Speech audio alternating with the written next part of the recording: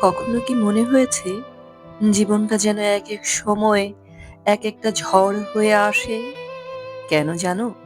তোমাকে ভাঙার জন্য নয়, তোমাকে গড়ে তোলার জন্য।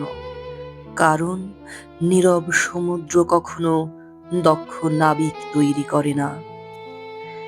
যাদের আমরা আজ সফল বলি, যেমন নেতা, লড়াকু, অনুপ্রেরণাদায়ক মানুষ, তারা আরামে বসে তৈরি হয়নি। তারা তৈরি হয়েছে সংগ্রামের মধ্য দিয়ে। চ্যালেঞ্জ আমাদের চিন্তাকে ধার দেয়, ব্যর্থতা আমাদের শেখায়, আর কঠিন সময় তৈরি করে সত্যিকারের সাহসী মানুষ। তাকে বলা হয়েছিল সে কাজের জন্য উপযুক্ত নয়, কিন্তু সে থামেনি।